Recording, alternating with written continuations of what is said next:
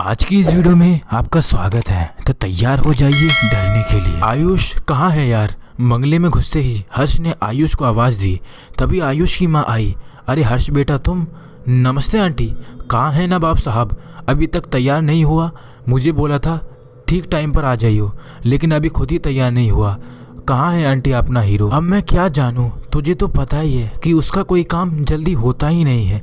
अभी थोड़ी देर पहले मॉल से लौटा है, 15-20 हज़ार का सूट लेकर आया है शादी में पहनने के लिए। बोला दोस्त की शादी है, सारे सूट पुराने हो चुके हैं। मैं तो इसके फिजूल खर्ची से परेशान हो चुकी हूँ। और इसके पापा हैं कि बोलते हैं एक ही तो बेटा है, उसी के लिए तो कमा रहा हूँ, करने दो शौक पूरे। बेटी की शादी हो गई है, उनकी जिम्मेदारी भी पूरी हो गई है, अब सब इसी का तो है। आयुष की मम्मी बोली जाओ ऊपर जाकर उसके कमरे में देख लो। हर्ष बोला अच्छा आंटी, जाकर देखता हूँ। बहुत बड़ा बंगला है सुरेश साहब का, खानदानी अमीर जो ठहरे, जिस भी व्यापार में हाथ डालते हैं बस वही सोना उगलने लगता है। ना जाने कितने होटल हैं उनके, घर की पार्किंग में ना जाने कौन कौन सी कारें खड़ी रहती हैं। अब मॉल बनाने का सोच रहे हैं, उसके लिए कोई अच्छी सी ज़मीन तलाश कर रहे हैं, लेकिन इतने अमीर होने पर उनके अंदर इंसानियत भी कायम है। व्यापार के साथ साथ न जाने उनके कितने वृद्धावन और अनाथालय चलते हैं। जब भी व्यापार से समय मिलता तो वो गरीबों को खाना खिलाने और अपने धर्म अनुसार कार्य करते। वो कहते हैं कि फल से लदे हुए फर्श को हमेशा झुका रहना चाहिए, इंसानियत के बिना इंसान पशु बन जाता है। उन्हीं के बेटे का नाम आयुष है, उसकी पढ़ाई पूरी हो चुकी है, बस कुछ दिनों में वो भी व्यापार को संभालने में हाथ बटाने लगेगा। बेटा भी बहुत संस्कारी है, लेकिन थोड़ा खर्चीला है। उनकी पत्नी सुकन्या भी बहुत शीलवती हैं, इतनी अमीर होने के बावजूद भी किसी में भेदभाव नहीं करती। उनकी एक बेटी है जिसका नाम शालीना है, उसकी शादी हो चुकी है, बहुत खुशहाल परिवार है उनका। आज हर्ष और आयुष से किसी दोस्त की शादी है, वो दोनों वहीं जा रहे हैं। हर्ष आयुष के कमरे में पहुंचा, उसने पूछा मैं अंदर आ जाऊं भाई? आयुष बोला अरे यार क्या कर रहा है, अभी तक तैयार नहीं हुआ। आयुष बोला बस यार जूते ही तो पहन रहा हूँ, बस तैयार हूँ, चल। दूल्हा दुल्हन के गिफ्ट मैंने पहले ही कार में रखवा दिए हैं। आयुष ने बोला मॉम हम जा रहे हैं, लेकिन ये तो बताओ कहाँ? सुकन्या ने पूछा। अरे मॉम जो वो भरतपुर जाने वाला रास्ता है ना, उसी रोड पर यहाँ से 10-12 किलोमीटर दूर मेरे दोस्त शांतनु का फार्म हाउस है, वहीं उसकी शादी है। सुकन्या बोली लेकिन वो रोड तो रात के समय अच्छा नहीं है, कहते हैं कि वहाँ बुरी शक्तियों का वास है, लोग तो रात में उस रोड पर जाना अनदेखा करते हैं, लेकिन तुम लोग रात में उसी रोड पर जा रहे हो। अरे मॉम आप भी कहाँ भूत प्रेत की कहानियों में उलझ गई? आज के ज़माने में इंसान खुद एक भूत बन गया है, और इस साइंस के ज़माने में कहाँ भूत प्रेत होते हैं। आप चिंता ना करें, हम पहुँचकर फ़ोन कर देंगे और वहाँ से आते वक्त। आयुष बोला अच्छा तो हम दोनों चलते हैं, और वो दोनों कार में बैठकर निकल गए। लेकिन सुकन्या का मन किसी अनजानी आशका में डूब गया। दोनों दोस्त शादी में पहुंचे, खूब एंजॉय किया, खूब नाच गाना हुआ। आयुष ने ज़रूरत से ज़्यादा पी ली और हर्ष पीता ही नहीं था। अब घर जाने का टाइम हो गया तो हर्ष बोला आयुष चल यार अब घर चलते हैं, रात के 12 बज रहे हैं, तूने अब बहुत पी ली, चल छोड़। और हर्ष ने सबसे विदा ली और आयुष को अपने कांधे के सहारे कार तक लाया और कार खुद ड्राइव करने लगा। आयुष को होश था और वो हर्ष से बातें भी कर रहा था। तभी हर्ष बोला यार कार ड्राइव करने दे, मुझे वैसे भी ड्राइविंग कम आती है, मुझे कॉन्सेंट्रेट करने दे भाई, तू थोड़ी देर बातें मत कर, तूने पी रखी है इसलिए मुझे ड्राइविंग करनी पड़ रही है। और आयुष अपनी विंडो से बाहर देखने लगा। तभी अंधेरे में सड़क के किनारे उसे एक सफ़ेद ग्राउंड में एक लड़की दिखी। उसने हर्ष से कहा भी देख भाई इतनी रात में ये लड़की यहाँ क्या कर रही है? हर्ष बोला यार भाई तूने कुछ ज़्यादा ही पी रखी है, मुझे कॉन्सेंट्रेट करने दे, घर पहुंचकर बातें करते हैं, और होगा कोई जानवर और तुझे लड़की लग रहा है। और वो घर पहुंच गए और आयुष को छोड़कर हर्ष भी अपने घर स्कूटी से चला गया जो आयुष के घर लेकर आया था। आयुष अपने कमरे में ऐसे ही बिना चेंज करे सो गया। करीब रात के 2-3 बजे उसकी आंख खुली। उसने कपड़े चेंज किए, फिर बाथरूम गया और आईने में अपना चेहरा देखने लगा। उसे अपने पीछे एक परछाई नजर आई। उसने पीछे मुड़कर देखा तो कोई नहीं था। आयुष का कमरा बेहद ही बड़ा और खूबसूरत था, बहुत ही महंगी सजावट थी कमरे में। आयुष ने कमरे की लाइट बंद की और अपने बिस्तर पर आकर लेट गया, लेकिन उसे नींद नहीं आ रही थी। उसे ऐसा लग रहा था कि कमरे में कोई है। उसने खड़े होकर कमरे की खिड़की खोली ताकि ताज़ी हवा आ सके, क्योंकि एसी चलाने लायक मौसम नहीं था। अब की बार उसने लाइट खुली ही छोड़ दी। वो बिस्तर पर आकर लेट गया, लेकिन अचानक लाइट अपने आप बंद हो गई। उसने अपने फ़ोन की लाइट जलाई और हल्की रोशनी में उसे लगा कि खिड़की का पर्दा हिल रहा है, शायद वहाँ कोई है। वो बिस्तर से उठा, उसे पर्दे के नीचे पैर झांकते हुए दिखे। उसने पर्दा उठाने की कोशिश की, लेकिन वो पर्दों में उलझकर रह गया। पर्दों ने उसके चेहरे को चारों तरफ से ढक लिया। ऐसा लग रहा था कि कोई पर्दे की सहायता से उसका गला घोट रहा हो। उसकी सांसें रुक रही थी और उसका दम भी घुटे जा रहा था और वो बेहोश होकर फर्श पर गिर गया। उसे जब होश आया तो सुबह हो चुकी थी, लेकिन जो रात को उसके साथ हुआ, क्या वो सच्चाई थी या सपना, उसे कुछ समझ नहीं आ रहा था। लेकिन वो ज़मीन पर कैसे आया? फिर उसे लगा कि ज़्यादा पीली होगी, शायद इसलिए। वो तैयार हुआ और ब्रेकफास्ट करने नीचे पहुंचा।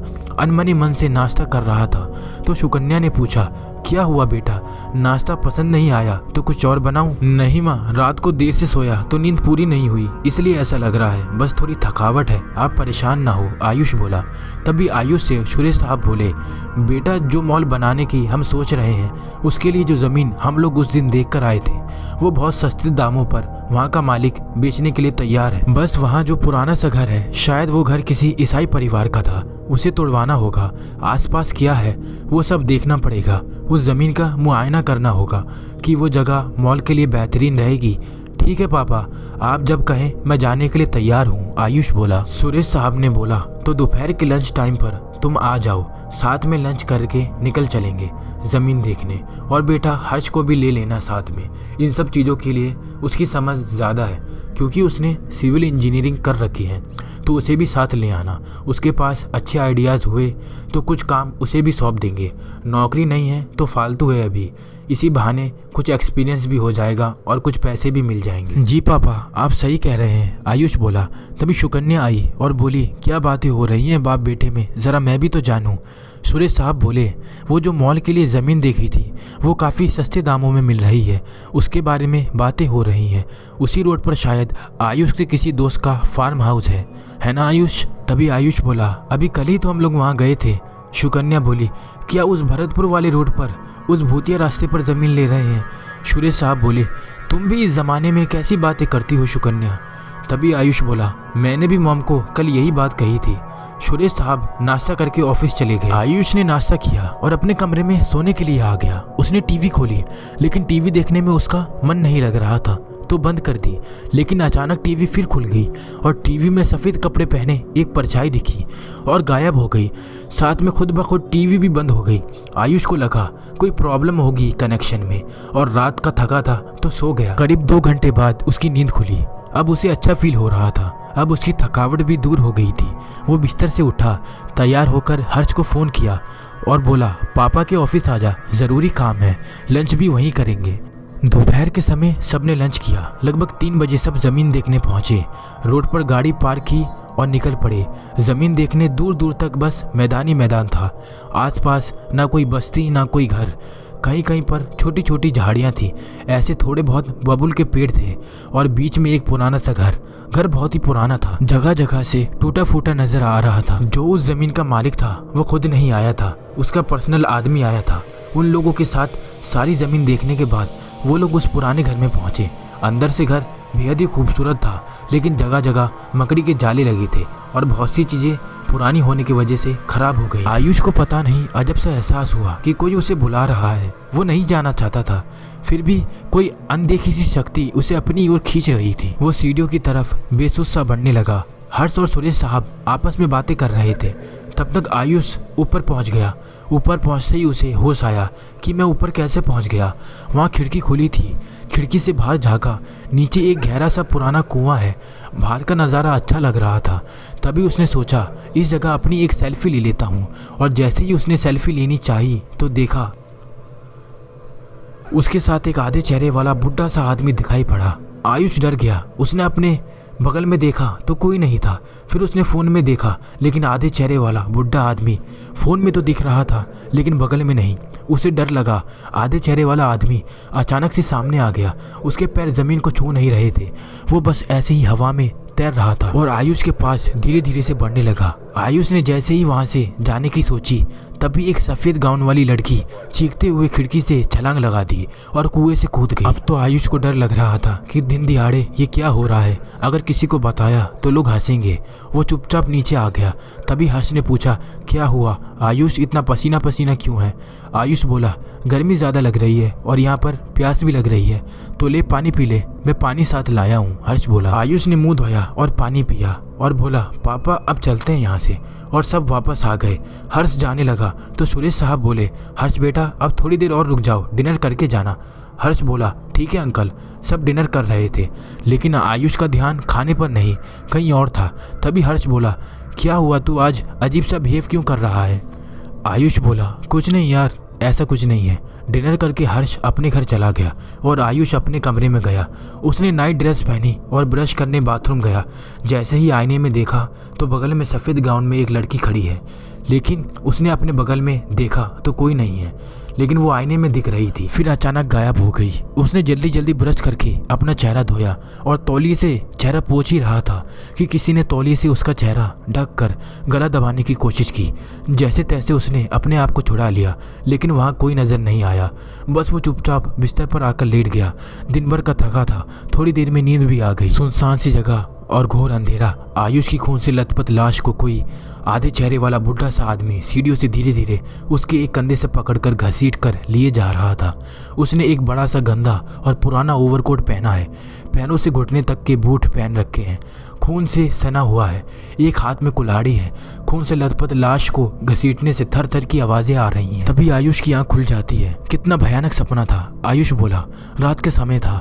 आयुष खाना खाकर बालकनी में अपना टैबलेट लेकर बैठ गया। बालकनी से बाहर सामने का स्विमिंग पूल दिख रहा था। रोशनी में स्विमिंग पूल का पानी बहुत ही अच्छा दिख रहा था। उसके बाद कार की पार्किंग दिख रही थी, जहाँ पर सारी कार खड़ी थी। उधर रोशनी कम थी। पार्किंग के बगल में बैडमिंटन कोर्ट था। आयुष को स्विमिंग पूल का पानी अच्छा लगा तो उसने टैबलेट से एक पिक्चर क्लिक करनी चाहिए।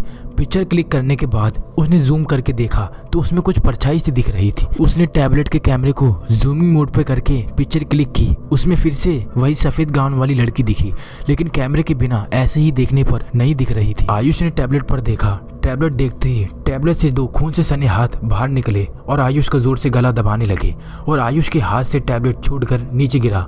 टैबलेट के नीचे गिरने की आवाज़ से वो नीचे खड़े वॉचमैन की नज़र बालकनी में गई। वो भागकर अंदर गया और सबको बताया कि छोटे साहब को कुछ हो रहा है। सब भागकर ऊपर गए। तब तक वो हाथ आयुष का गला छोड़ चुके थे। सबने पूछा भी कि आयुष क्या हुआ बेटा, लेकिन आयुष ने बात टाल दी। लेकिन वॉचमैन थोड़ा बहुत समझ गया था कि कोई ना कोई बात ज़रूर है जो छोटे साहब बताना नहीं चाह रहे। हो ना हो कोई ऊपरी चक्कर है। आयुष अपने कमरे में आया, थोड़ी देर टीवी देखी, फिर लेट गया। थोड़ी देर में उसे नींद आ गई।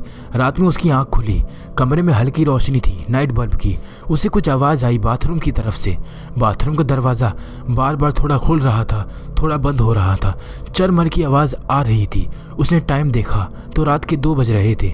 फिर वो बिस्तर से उठा, बाथरूम की दरवाज़ा पूरी तरह खोल दिया और जैसे ही दरवाज़ा खोला, दरवाजे से सफ़ेद गाउन वाली लड़की अचानक निकली और एक बार फिर चीख मारते हुए खिड़की से कूद गई। आयुष बहुत ज़ोर से चीखा और बुरी तरह डर गया। तब तक सुकन्या और सुरेश भी आ गए। उन्होंने पूछा, क्या हुआ बेटा? आयुष ने शुरू से लेके सारी बात बता दी और सुकन्या और सुरेश आयुष को लेके नीचे आ गए। एक साथ ही एक ही कमरे में रहे, सुबह होने का इंतज़ार करने लगे। सुबह हुई। वॉचमैन ने सुरेश साहब को परेशान देखा तो पूछा, साहब क्या बात है, आप परेशान लग रहे हैं? सुरेश साहब ने सारी बात राम सिंह वॉचमैन को बता दी। राम सिंह बोला, साहब जहाँ मैं रहता हूँ वहाँ एक मस्जिद है। वहाँ बहुत सारे जाने माने फ़कीर बाबा रहते हैं। उनके पास लोगों की भीड़ लगी रहती है। वो आत्माओं से बात करके उनकी समस्या सुनते हैं, कारण जानने की कोशिश करते हैं कि आखिर आत्मा किस मकसद से उस शरीर के पास रहती है। अगर आप कहें तो छोटे साहब को वहाँ लेके चलते हैं, शायद वहाँ जाने से उनकी समस्या का हल मिल जाए। सुरेश साहब वहाँ से चलने के लिए तैयार हो गए। सब लोग मस्जिद पहुँचे। राम सिंह ने सारी बात बाबा को बताई। बाबा ने कहा, आप सब मेरे साथ आए।